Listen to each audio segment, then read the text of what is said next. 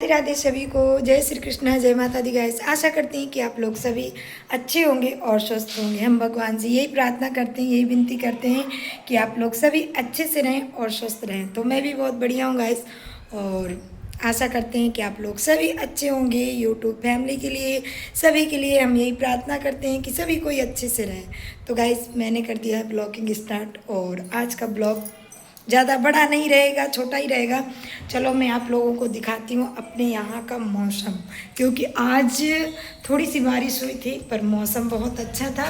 और आरती का भी समय होने ही वाला है, और 10 मिनट बाद हम आरती करेंगे।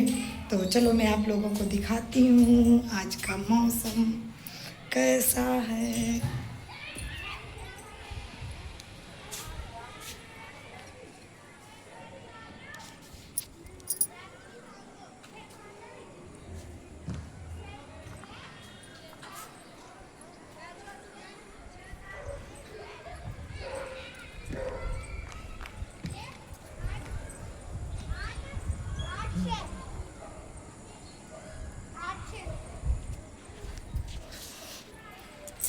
तो बादल भी बहुत तेज़ हो रखे हैं, बारिश होगी वैसे।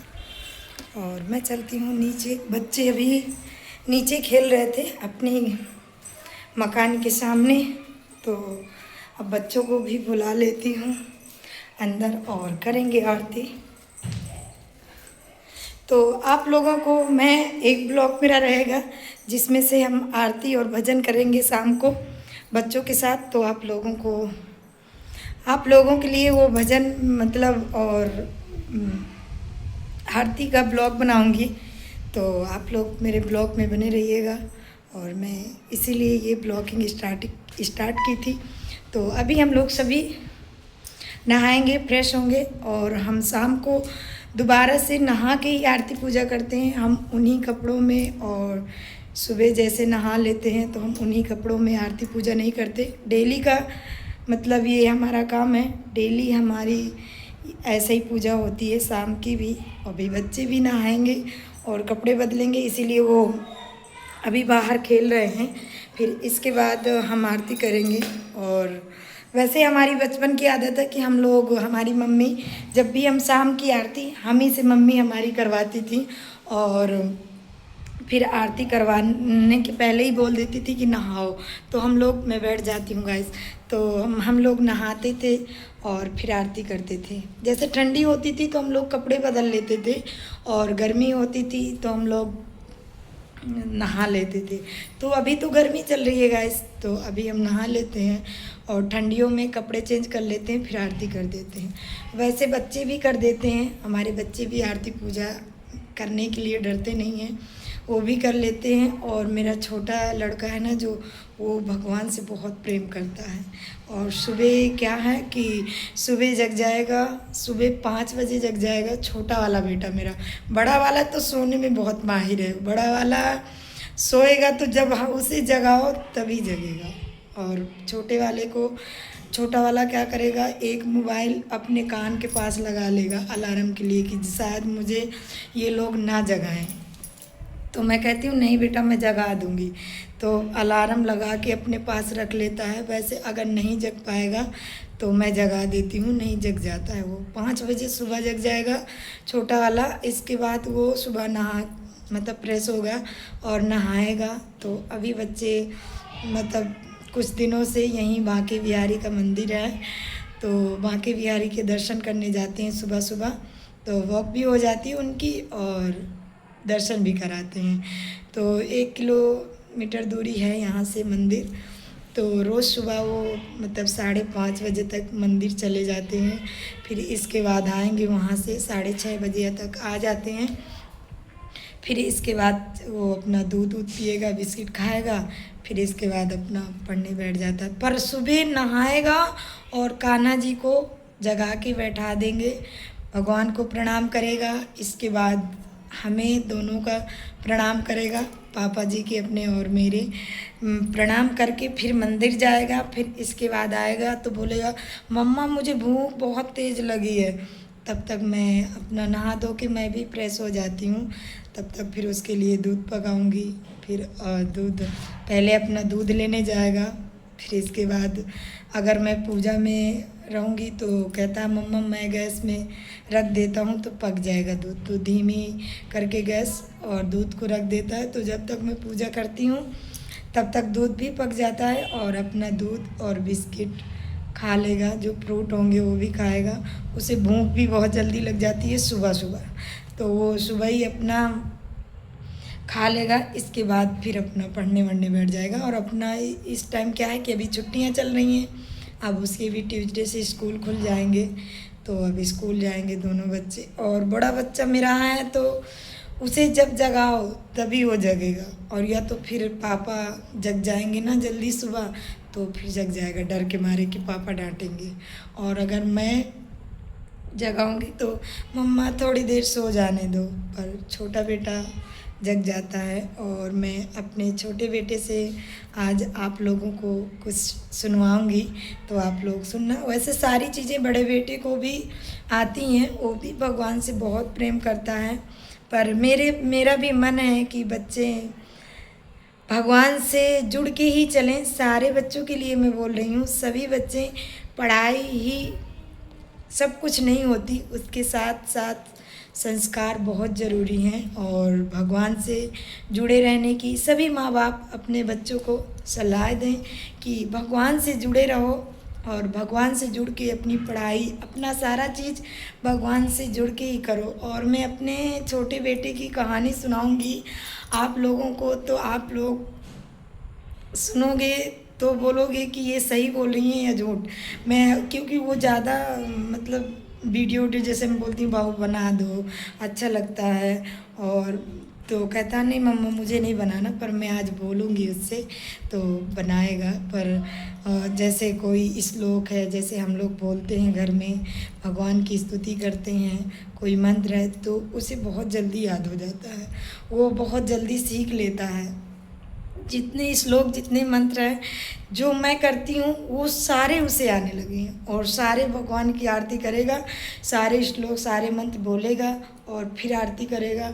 और जैसे मैं आरती पूजा करती हूँ वैसे ही अपनी आवाज़ में करेगा और बहुत अच्छे से करता है। तो मैं सभी बच्चों को भी बोल रही हूँ, अगर मेरे जैसे मेरी वीडियो तो बच्चे नहीं देखते हैं ज़्यादा तो बड़े ही लोग देखते हैं, तो बड़े लोगों से ही कहना चाहती हूँ, सभी बहनों से सभी भाइयों से, कि कृपया करके अपने बच्चों को रोज़ उन्हें बोलो कि सूर्य भगवान को उठें तो सुबह जल चढ़ाएं, इसके बाद ही वो आगे काम करें, ना कुछ करें तो इतना ज़रूर करें, तो भगवान उनको अपनी आप बुद्धि देंगे और उन्हें आगे ले जाएंगे। बस हर माँ बाप का सपना यही होता है कि हमारे बच्चों का उज्जवल भविष्य बने और वो खूब तरक्की करें और खूब आगे जाएं। तो सभी बहन भाइयों से मैं कह रही हूँ कि अपने बच्चों को अच्छे संस्कार दें और भगवान से जुड़े रहने के लिए उनको ज़्यादा सलाह दें कि आप भगवान की पूजा करो, आप ऐसे करो, सुबह जगो, भगवान की पूजा करो, भगवान को प्रणाम करो,